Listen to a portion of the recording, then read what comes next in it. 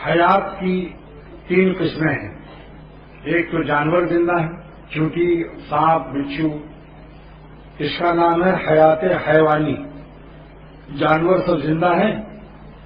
زندگی کی دلیل کیا ہے کہ کھاتے ہیں، ایکسپورٹ کرتے ہیں، حلوائے اور اچھی غذا بھی کھا سکتے ہیں، مگر گناہوں سے کہ وہ مکلف نہیں ہے جانور.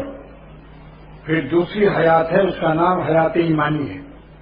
مسلمان ہے، مومن ہے، مگر گناہ نہیں چھوڑتا. نظر کو ناپاک کرتا ہے، دل کو پلید کرتا ہے، پھر مقام لید پر گرویدار ہوتا ہے.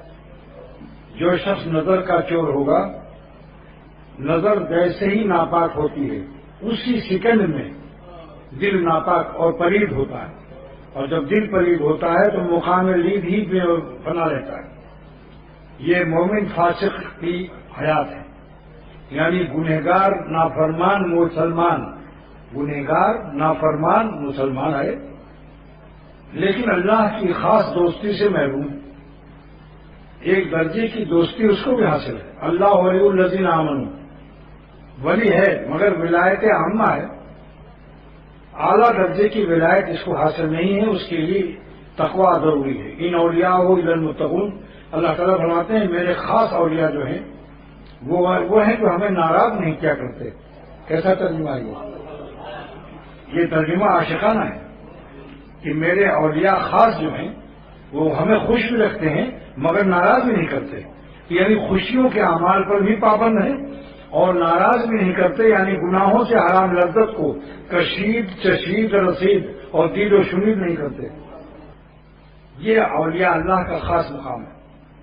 اس کا نام حیات احسانی ہے. ہر وقت ان کو حضور رہتا ہے کہ میرا اللہ مجھ کو دیکھ رہا ہے. تو حیات زندگی کی 3 قسمیں ہو گئیں. جانور کی حیات، مسلمان گنہگار مسلمان نافرمان کی حیات، اور ایک حیات اولیاء اور حیات احسانی ہے.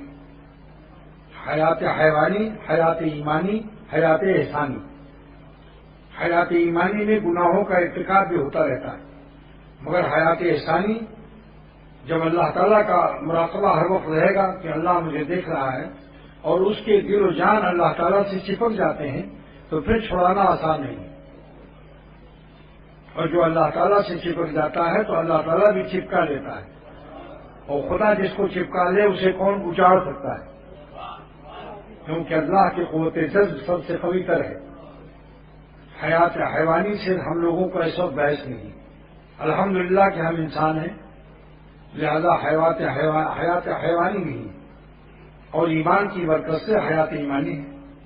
اب اس وقت خانقاہ میں حیات اولیاء صدیقین اور حیات تقویٰ، حیات دوستاں، حیات عاشقاں اور حیات اولیاء اور حیات احسانی کی بحث ہے.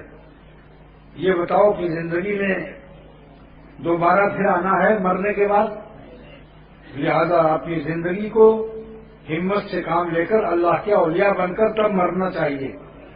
اور میں عرض کرتا ہوں کہ اللہ پر مرنے کا مزہ اللہ پر جینے سے زیادہ ہے.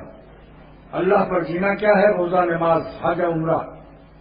اور مرنا اللہ پر کیا ہے کہ نافرمانی کا شدید تقاضا حسینوں کی طرف ہو، پھر بھی دل پر زخم حسرت کھا کر خون آرزو کے دریا سے گزر کر اللہ تعالیٰ کو راضی کر لو.